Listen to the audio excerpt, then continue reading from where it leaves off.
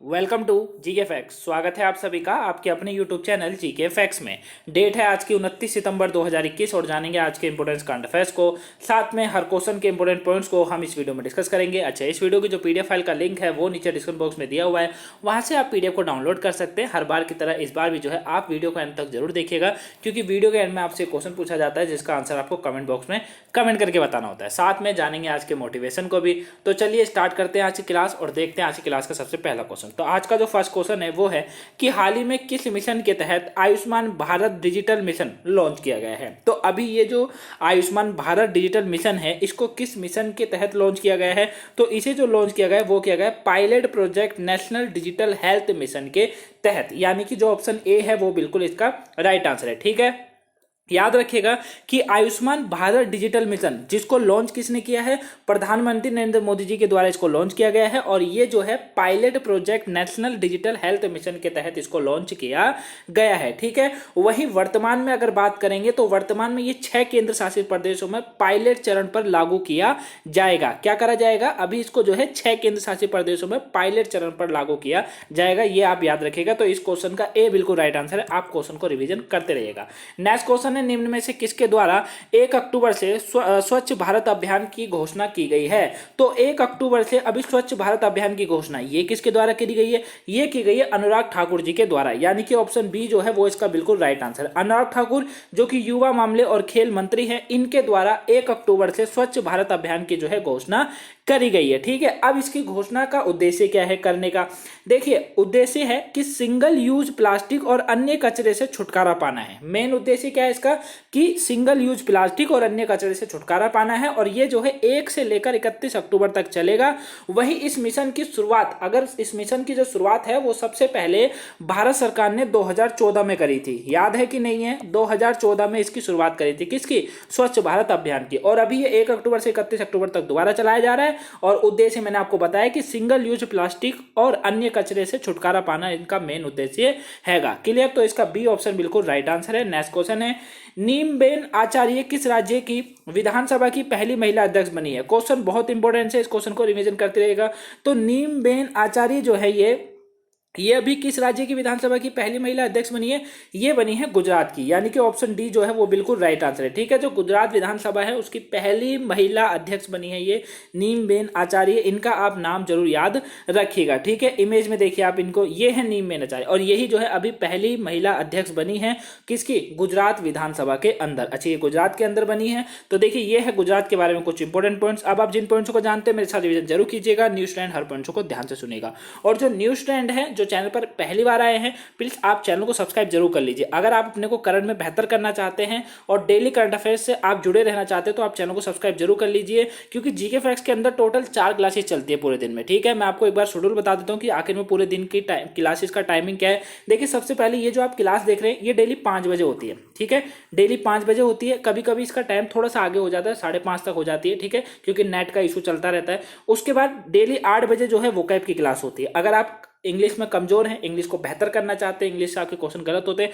तो आप जो है 8 बजे जो है आप वोकैब की क्लास देखिए। उसके बाद 2 बजे और 8 बजे एक करंट से रिलेटेड टॉपिक कराया जाता है जिसको हम पूरा अच्छे से समझते हैं। ठीक है, बहुत अच्छे से समझते हैं। जैसे कि मान लीजिए अभी स्वच्छ भारत अभियान की शुरुआत करी गई दोबारा से अनुराग ठाकुर जी के द्वारा, तो आखिर में क्या इसका उद्देश्य है, क्या है वो, जैसे अभी मैंने आपको बताया उसमें मैंने आपको 2 पॉइंट्स इंपॉर्टेंट बता दिए, लेकिन इस 2 बजे और 8 बजे वाले में पूरा एनालाइज करते हैं, पूरा अच्छे से समझते हैं, ताकि वो टॉपिक हमारा इंटरव्यू के लिए भी तैयार हो जाए और साथ में एग्जाम के लिए भी। तो आप इन चारों क्लासों को देखिए और जो यूपीएससी पीसीएस वाले बच्चे हैं उन्हें खासकर कहना चाहूंगा ये 8 बजे और 2 बजे वाली जो क्लास है ये बहुत आपके लिए महत्वपूर्ण है। ठीक है, तो आप इन चारों क्लासों को देख लीजिए, पर उसके से पहले आप सबसे पहले चैनल को सब्सक्राइब, बगल में बेल आइकन रखो उसको जो ऑल कर लीजिए ताकि आपको नोटिफिकेशन टाइम टू टाइम मिल जाए। क्लियर? चलिए अब पॉइंट्सों को रिवीजन करते हैं। देखिए, बात गुजरात की हो रही थी, तो अभी जारी खास सुरक्षा सूचकांक जारी करा गया था जिसमें राज्य शीर्ष पर रहा, यानी कि गुजरात। अमित शाह गुजरात के अहमदाबाद में पुलिस भवनों के उद्घाटन और सेतु एप्लीकेशन का इनके द्वारा अभी शुभारंभ करा गया था। और वही 12वें डिफेंस एक्सपो 2022 की मेजबानी राज्य करेगा, यानी कि गुजरात करेगा। वही राज्य में प्रमुख रेलवे परियोजना का उद्घाटन किया गया है। गुजरात के गांधीनगर में रेलवे ट्रैक के ऊपर बनाया गया भारत का 5 सितारा होटल अभी बनकर बिल्कुल तरीके से तैयार हो चुका है। और वही राज्य से जीआई प्रमाणित भालिया गेहूं की जो है पहली खेप निर्यात करी गई है और राज्य के जो मुख्यमंत्री है उन्होंने इन्होंने कृषि विविधीकरण योजना का शुभारंभ अभी किया है। तो करण से गुजरात के बारे में पॉइंट्स इंपोर्टेंट है, आप रिवीजन करते रहिएगा। अच्छा, वही मैप में बात करें, ये आप मैप में गुजरात देख सकते हैं। ये वाला जो पूरा इलाका है ये पूरा क्या है, गुजरात है। कूची, सिंधु और गुजराती यहाँ पर 3 लैंग्वेज का यूज करा जाता है। गांधीनगर यहाँ की राजधानी है। आचार्य देवव्रत यहाँ के राज्यपाल है। भूपेंद्र पटेल अभी यहाँ के नए मुख्यमंत्री बने हैं। 11 सीटें राज्यसभा में, 182 सीटें विधानसभा में और वही 26 सीटें लोकसभा के अंदर है। और विधानसभा में ही जो है वो अभी बनी है। ठीक है, नाम उनका याद रखिएगा, नीमा बेन आचार्य। ठीक है, नीम बेन आचार्य वो था इनका नाम। नेक्स्ट क्वेश्चन है, किस आईआईटी संस्थान ने क्वांटम टेक्नोलॉजी पर एक उत्कृष्टता केंद्र की स्थापना की है? तो अभी क्वांटम टेक्नोलॉजी पर एक उत्कृष्ट केंद्र की स्थापना ये किस आईआईटी संस्थान के द्वारा करी गई? तो ये की गई है आईआईटी दिल्ली के द्वारा। बी ऑप्शन इसका बिल्कुल राइट आंसर है। ठीक है, आईआईटी दिल्ली ने जो है उत्कृष्टता केंद्र की स्थापना करी है। अब ये क्या है उत्कृष्टता केंद्र? देखिए ये जो है ना, ये इसका जो उद्देश्य है वो है क्वांटम टेक्नोलॉजी पर एक उत्कृष्ट केंद्र करना। ठीक है, साथ में इस आईआईटी में की जा रही गतिविधियों में तालमेल और सामंजस्य लाएगा। ये मतलब जो भी यहाँ पर चीजें होती रहती है दिल्ली के अंदर, आईआईटी दिल्ली में, उन सब में जो है एक तालमेल लाने के लिए ये केंद्र की स्थापना जो है करी गई, ताकि सब एकजुट होकर उस काम को कर सके। क्लियर? तो इसका जो बी ऑप्शन है वो राइट आंसर है। नेक्स्ट है, निम्न में से किस राज्य सरकार ने सोजत मेहंदी को जीआई टैग प्रदान किया है? तो अभी ये किस राज्य सरकार के द्वारा जो है सोजत जो मेहंदी है उसको जीआई टैग मिला है? तो ये जो दिया है वो राजस्थान सरकार के द्वारा दिया गया है। सी ऑप्शन बिल्कुल राइट आंसर है। राजस्थान सरकार ने जो है अभी जीआई टैग दिया है। किसको? सोजत मेहंदी की जीआई टैग को प्रदान किया गया है ये। ठीक है, और ये टैग आपको पता ही है कब दिया जाता है? गुणवत्ता और विशेषता के जो है आश्वासन देता है एक तरीके से कि गुणवत्ता और विशेषता के मामले में ये मेहंदी जो होगी अब गुजरात जो माफ कीजिएगा राजस्थान के अंदर सर्वश्रेष्ठ होगी। ठीक है, इसीलिए। अच्छा बात करते हैं चलिए राजस्थान की। राजस्थान के बारे में बताइए, राजस्थान की राजधानी क्या है? जयपुर राजधानी है। कलराज मिश्रा यहाँ के राज्यपाल हैं। अशोक गहलोत जी मुख्यमंत्री हैं यहाँ के। वही विधानसभा की अगर सीटों की बात करें तो 200 सीटें विधानसभा के अंदर हैं। राज्यसभा के अंदर कितनी है? 10 सीटें हैं। और वही लोकसभा के अंदर कितनी है? 25 सीटें यहाँ लोकसभा के अंदर है। क्लियर है? आप इन पॉइंट्स को रिवीजन करते रहिए। वही बात करते हैं नेक्स्ट क्वेश्चन की। नेक्स्ट क्वेश्चन है, हाल ही में भारत और किस देश ने जो है हाइड्रोजन और जैव ईंधन पर टास्क फोर्स का शुभारंभ किया है? तो अभी भारत और किस देश ने किया है ये टास्क फोर्स पर का शुभारंभ? तो ये जो किया गया है वो अमेरिका के साथ भारत ने अभी किया है। ठीक है, यानी कि इसका डी ऑप्शन बिल्कुल राइट आंसर है। तो अमेरिका और भारत ने मिलकर अभी हाइड्रोजन और जैव ईंधन पर एक टास्क फोर्स का शुभारंभ किया है। अभी प्रधानमंत्री जी यहाँ पर गए थे हमारे, तो ये सब वहीं पर हुआ है। क्लियर? बात अमेरिका की करें, देखिए ये अमेरिका के बारे में कुछ इंपोर्टेंट पॉइंट, जिन पॉइंट्स को जानते हैं मेरे साथ रिवीजन जरूर कीजिएगा। न्यूज ट्रेंड हर पॉइंट्स को ध्यान से जरूर सुनिएगा। अभी देश के राष्ट्रपति इन पर्सन समिट शिखर सम्मेलन की मेजबानी करी है इन्होंने, यानी कि जो बाइडेन के द्वारा। भारत और America climate action and finance mobilization dialogue launch किया गया है। वहीं भारत में मानव रहित हवाई वाहनों के लिए अमेरिका के रक्षा विभाग के साथ एक समझौता किया गया है। अमेरिका ने क्यूबा देश के पुलिस बल और उनके 2 नेताओं पर अभी यहाँ प्रतिबंध लगा दिया। वहीं भारत और अमेरिका ने वैश्विक विकास के लिए त्रिकोणीय सहयोग पर अपना समझौता आगे बढ़ाया है। देश के विदेशी मंत्री हैं एंटनी ब्लिंकेन, वो अभी भारत की 2 दिवसीय यात्रा पर आए थे। और वहीं देश ने क्यूबा में हाई एल्टीट्यूड बैलून के माध्यम से लोगों तक इंटरनेट प्रसार की योजना जो है बनाई है। तो करण से अमेरिका के बारे में ये जो पॉइंट्स हैं ये बहुत इंपॉर्टेंट है। बस आप इन पॉइंट्सों को जो है रिवीजन करते रहिएगा, ताकि एक भी पॉइंट जो है आपके एग्जाम में ना करे। अच्छा बात करें अब इमेज में, तो मतलब वर्ल्ड मैप में, तो देखिए ये है वर्ल्ड में अमेरिका, ये आप देख सकते हैं। देखिए ये जो मैक्सिको और कनाडा के बीच में आप देख रहे होंगे, देखिए ये जो मैक्सिको है और कनाडा है इसके बीच में ये अमेरिका का थोड़ा सा हिस्सा, यहाँ पर भी अमेरिका का, कनाडा के साइड में। वही राजधानी क्या है? वॉशिंगटन डीसी है। राष्ट्रपति जो बाइडेन, करेंसी का नाम यूएसए डॉलर, यानी कि अमेरिकी डॉलर यहाँ की करेंसी का नाम है। क्लियर? चलिए बात करते हैं आज के मोटिवेशन की। तो आप देख सकते हैं ये आपका मोटिवेशन है आज का, ताकि आपका दिन अच्छी शुरुआत के साथ हो, अच्छी बात के साथ होगी तो पूरा दिन अच्छा जाना चाहिए।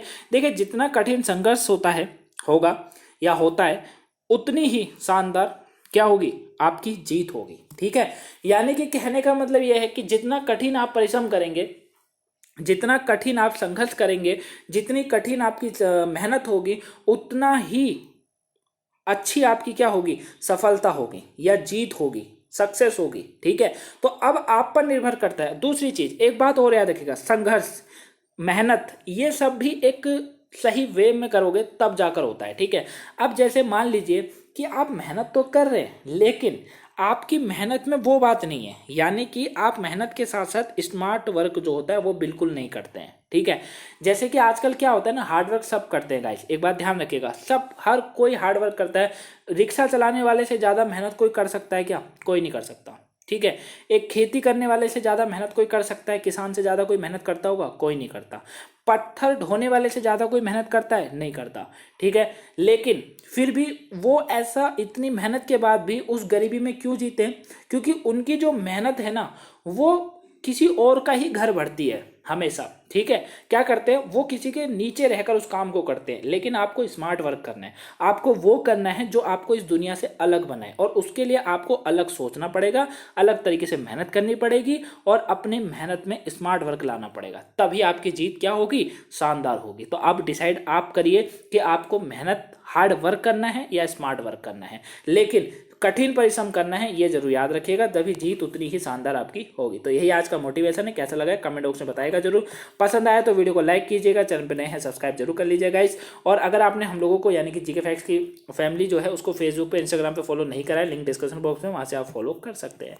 नेक्स्ट क्वेश्चन है, निम्न में से कौन सा देश महिलाओं के बहुमत वाली संसद चुनने वाला पहला देश बन गया है? अभी तो महिलाओं की बहुमत वाली संसद चुनने वाला पहला देश जो बना है ये बन गया है आइसलैंड। कौन बना है? आइसलैंड। ठीक है, आइसलैंड जो है ये बन चुका है। ए ऑप्शन इसका बिल्कुल राइट आंसर। तो महिलाओं के बहुमत वाली संसद चुनने वाला पहला देश अगर कोई बना है तो वो आइसलैंड बना है। अब यहाँ पर हुआ क्या है ध्यान से समझिएगा। देखिए यहाँ जो आइसलैंड की जो गठबंधन सरकार है 25 सितंबर को यहाँ चुनाव होता है, उसके बाद 63 सीटों वाली संसद में अपना बहुमत जो है इन्होंने 35 से बढ़ाकर 37 कर दिया। अब जब ये 35 से बढ़ाकर 37 करा गया तो पहली बार ऐसा हुआ कि आइसलैंड की संसद में पुरुष सांसदों को 30 की तुलना में अधिक महिला, यानी कि 30 पुरुष और 33 महिला, इसीलिए कहा गया कि महिलाओं की बहुमत वाली संसद चुनी गई है। एक पहली बार आइसलैंड पहला देश बन गया आइसलैंड के अंदर। ठीक है, याद रखिएगा, ए ऑप्शन बिल्कुल राइट है। नेक्स्ट है, T20 क्रिकेट में 10,000 रन बनाने वाले पहले भारतीय खिलाड़ी निम्न में से कौन बने हैं? तो अभी 10,000 रन बनाने वाले पहले भारतीय खिलाड़ी जो बने हैं वो बने हैं विराट कोहली। ऑप्शन बी बिल्कुल राइट आंसर है। ये मात्र एक पहले ऐसे खिलाड़ी हो गए हैं जो कि T20 क्रिकेट के अंदर 10,000 रन बनाने वाले ये पहले खिलाड़ी हैं। लेकिन अगर पूरे विश्व के अंदर बात करेंगे तो ये पहले खिलाड़ी नहीं है। इनके अलावा 5 खिलाड़ी और भी हैं जो इस कारनामे को कर चुके हैं, जैसे कि वेस्टइंडीज के क्रिस गेल हो गए, किरण पोलार्ड हो गए, यानी कि, और वहीं पाकिस्तान के शोएब मलिक हो गए, ऑस्ट्रेलिया के डेविड वॉर्नर हो गए। ये ऐसे व्यक्ति हैं जो इनसे पहले ये 10,000 रन पूरे कर चुके हैं, लेकिन भारत के ये मात्र पहले खिलाड़ी हैं जिन्होंने ये काम किया है अभी तक। क्लियर।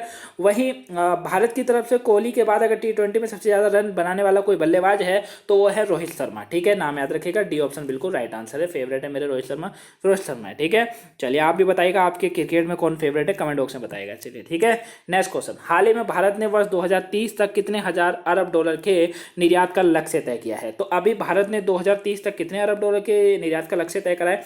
ये किया गया है 2000 अरब डॉलर का। सी ऑप्शन इसका बिल्कुल राइट आंसर है। ठीक है, जो निर्मला सीतारमण जी है उन्होंने कहा है कि भारत 2030 तक 2000 अरब डॉलर के निर्यात का लक्ष्य तय किया है। और ये जो है इकोनॉमी भी देखी जा रही है कि भारत की तेजी से बढ़ती जा रही है, एक नई दिशा की ओर बढ़ रही है। बाकी पता नहीं, नौकरियां तो फिलहाल है नहीं, पर ठीक है जो भी है। तो सी ऑप्शन इसका बिल्कुल राइट आंसर है। क्लियर। नेक्स्ट है, निम्न में से कौन सा देश समलैंगिक विवाह को कानूनी मान्यता देने वाला पश्चिम यूरोप का अंतिम देश में से एक बन गया है? क्वेश्चन बहुत इंपॉर्टेंट है। कल रात 8 बजे इसके ऊपर आपको सरकार द्वारा वीडियो दी जा चुकी है, नहीं देखिए तो देख लीजिएगा, इंपॉर्टेंट टॉपिक है, पूछा जाएगा आपसे एग्जाम में। तो समलैंगिक विवाह को कानूनी मान्यता देने वाला पश्चिमी यूरोप का अंतिम देश में से एक बन गया है कौन?